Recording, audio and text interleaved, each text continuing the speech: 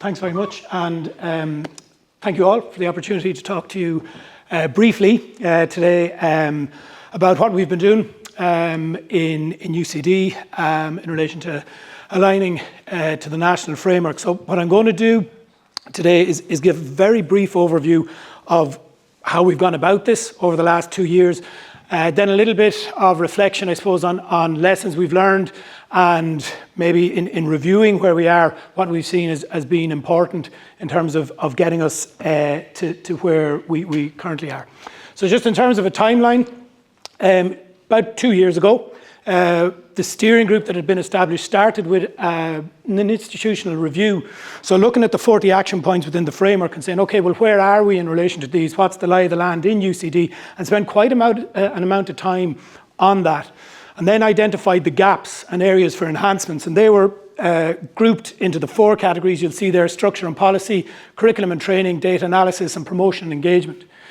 We formed a working group for each of those categories, and over the course of almost the first year, it was very much about really looking at what was there, what was going on in terms of international best practice, and how would we set out a plan to address where we saw the gaps.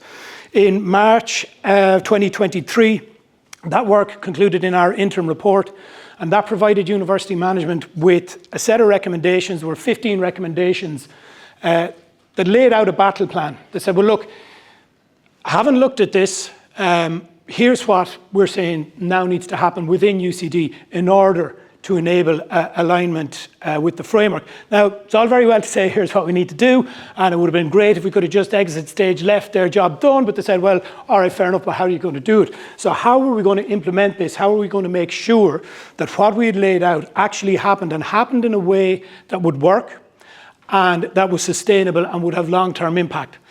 So the second phase then really involved an awful lot of consultation and a detailed implementation planning. And at the end of that, where we've sort of arrived to now, is being able to establish, well, look, in order to get these things to stick, in order to say that, yeah, we have now gone an awful long way to aligning back to those 40 action points, we have 4 key enablers. And the first piece at the top of that pyramid or triangle is the resourcing of our student support services.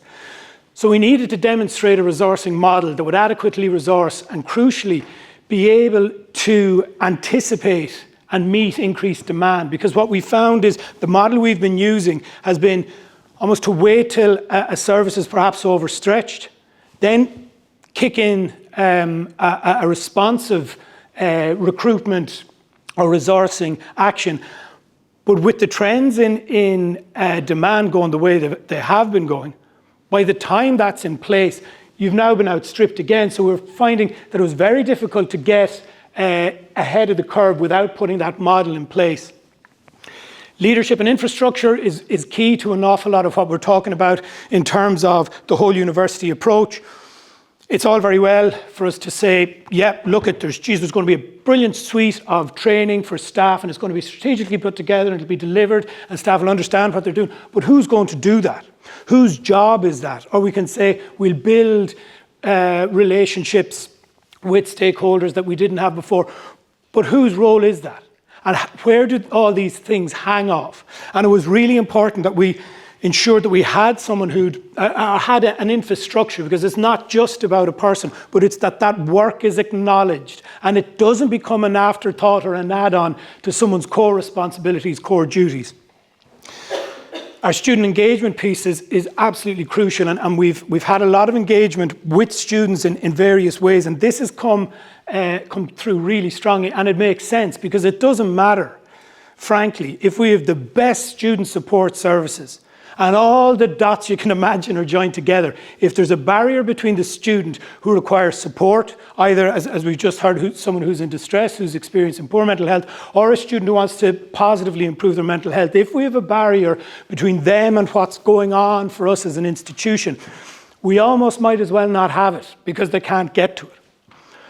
We're viewing the framework as a milestone, really, and I think it's a robust set of action points, and that provides us with an opportunity to think about the long term.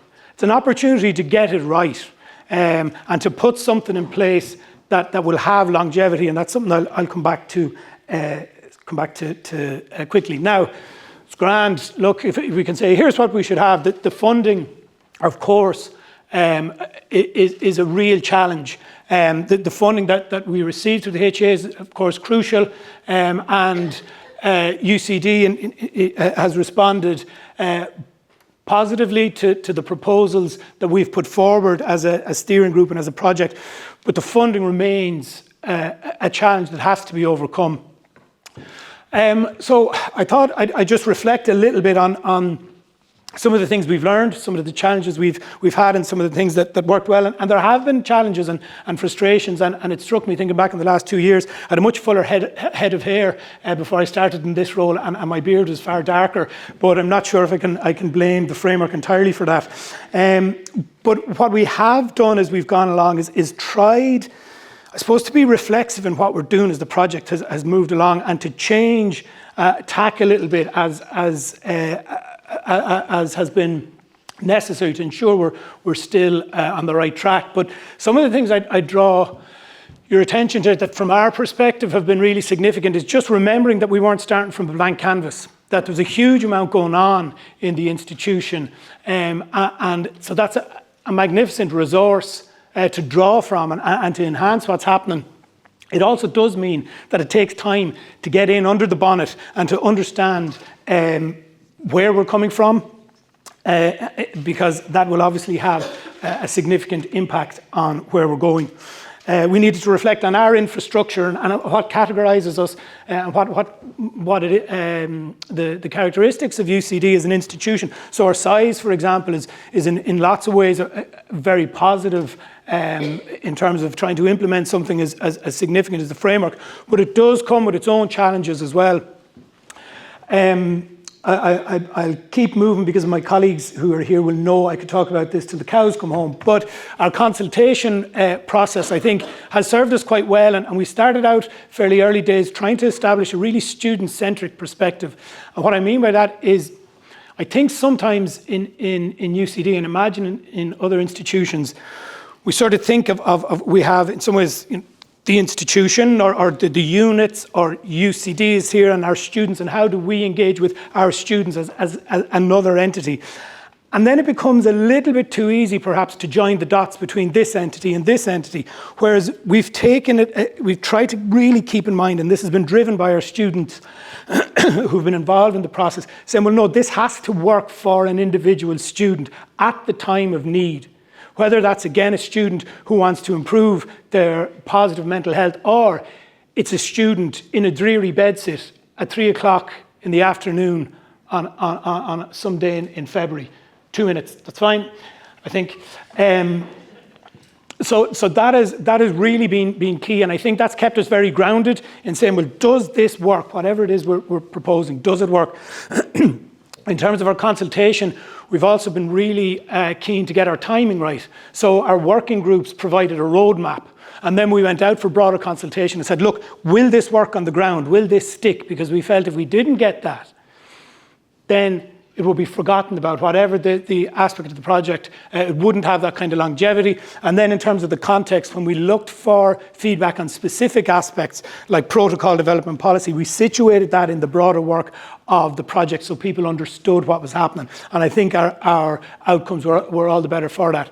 The sequencing and interdependencies and not being as afraid of scope creep and changing tack a little bit was something I had to get used to. And in preparing these slides, actually, it struck me that we're talking about a whole university approach, so it really shouldn't have been a surprise to me that it would have to be sort of a whole university approach to the project or a whole project report. And by that, I mean, it was very difficult to allow aspects of the project to race ahead to completion without other more long-term pieces actually being allowed to develop. And we had to hold back on some things, which I found frustrating. I thought our student engagement piece, for example, would be one of the first things we could do. Start, finish, it's a quick win, and we have an immediate output from the project. But in fact, I was told pretty quickly by our student representatives and by experts in that field. Look, you have to have your house in order before you do that. So there was some really interesting lessons